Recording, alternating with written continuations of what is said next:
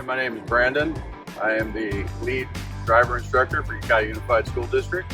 Today we're going to go over a pre-trip inspection on one of our white fleet vans. So the first thing we're going to do on our approach is give an overall look of your vehicle, make sure there's nothing hanging down or dripping. I'm going to open my door and then we're going to get in and turn some lights on. Alright, so the first thing we're going to do is put the key in the ignition, turn it to the forward position. We don't need to start the vehicle. It just needs to be on. We're going to turn our turn signal, right or left, your choice. I usually go to the left first. I'm going to activate my headlights. On the dash, it shows that the headlights are on and the turn signal is working. So this is my indication that I can step out of the vehicle. And as I get out, I'm going to release the hood latch and we're going to walk to the front of the vehicle. All right, again, as I get to the hood, I want to look down and make sure there's nothing dripping, no puddles of anything, nothing hanging down. I'm going to release the hood latch, lift it up, secure it so it doesn't fall on you. Then inside, I'm looking to check my fluid levels and that they're in the proper range. You should be able to see it through the plastic. I'm going to check my battery, make sure there's no corrosion. Everything looks good here. Back here is my dipstick. We're going to pull that out in the morning. We're going to check to make sure we have plenty of oil. Put that back. Check that the oil fill cap is secure. I'm looking around to make sure that all my hoses are secure. I don't see anything that is cracked or broken. Windshield washer fluid looks good. So once you've checked that all over, you can go ahead and close the compartment. We'll move on to the side of the vehicle. So make sure your headlights are working, your turn signal's working, whatever side you selected. I'm going to come up to my front tire. I'm checking the sidewalls of my front tires to make sure that there's no bubbles, no big gouges in it, anything like that, that they're inflated. The valve stem and cap is secure, and the tread depth and all the grooves is deep, and it's not a bald tire. It's real important, especially during the winter time. I'm going to walk down. Again, checking the side of your vehicle, making sure there's no visible damage. You want to note any damage if there is when taking a vehicle out, so you're not responsible for it. I'm going to check my rear tire sidewalls, make sure it's good, no damage, stem and cap, tread depth, and all the tires. You can look, you can see that the leaf springs are good. Everything's not laying flat. Then we move to the back of the vehicle. Again, the turn signal is functioning. Your tail lights are working.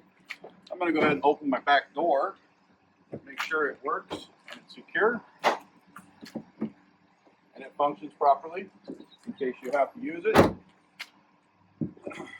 for storage or to get out of the vehicle in case of emergency. My license plate is on and secure, California exempt. Bumper looks good. All right, so as I'm coming around to the side of the vehicle, I got my tailpipe secure.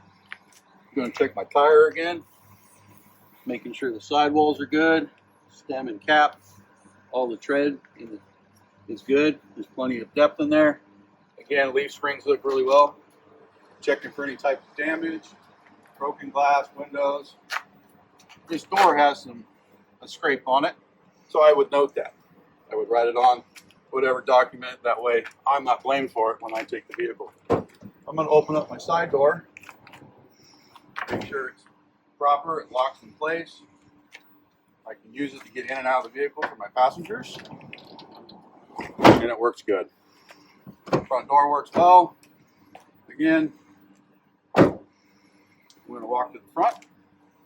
Tire, checking the sidewalls, making sure that there's no damage, no bubbles, stem and cap is secure. Again, all the tread is good on the tires. If you have any concerns or questions, write it up on the paper and we can talk with the mechanic. All right, now I'm going to switch my lights from low beam to high beam. I'm going to change my turn signal from the left to the right. I verified on my dash that both are functioning properly. And then I'm just going to do a quick walk around and check the lights. So I've verified I can see that both of my headlights are now on high beam and my turn signal is functioning properly. I'm going to walk to the rear and check it back there. And as I come back, I can see my turn signals are working properly and we're good to go. So the next step is going back into the cab and we're going to change lights one more time. For this step, I'm going to go ahead and cancel the high beams and my turn signal. I'm going to activate my hazards, which is over here on the dash. Most of the newer vans are on the dash. Some of them are right above, behind the steering wheel. I'm going to take a stick. Most vehicles have a stick provided. We use it to pry against the brake and the seat so we can activate the brake lights in the back. If you don't have a stick, you can use a partner. Partner works well. Have them sit here, push on the brakes when you check it. All right, I'm always making sure that my parking brake is secure and on. So as I pull it, it says pulled on. On the dash, it says parking brake is on. I verify with the vehicle not running, I'm going to put it in reverse. I have a brake pedal secure with the stick. I have the parking brake secure with the stick. And now I'm going to go to the back and check that my reverse lights and brake lights are working. Now I've walked to the back of the vehicle. I can see that my hazards are working on both sides. My reverse lights are working to indicate I'm in reverse. Back it up. And my brake lights are illuminated. They're brighter than they were before. So now I know that everything's been checked on the outside and we're good to go. So I would go inside, fill out my paperwork, and check my registration and insurance at this time. All right, so now we've returned back to the vehicle. The first thing you have to do is make sure you put it back in park. Okay, make sure the vehicle is secure. Go ahead and release the stick from the brake. And you can set that down or under your seat or put it back in front of the van where it's parked. It's usually the safest spot for it. I'm going to cancel my hazards. At this time, this is where I would be getting into the vehicle. Anytime the vehicle's in motion, I'm always going to have the headlights on. That's just our policy. So anytime anybody takes a van out, they should be driving with the lights on at all times. I'm going to reach up above my steering wheel and pull out my registration card and verify that it's current. This one is good until 2099. We're exempt. So this registration is current.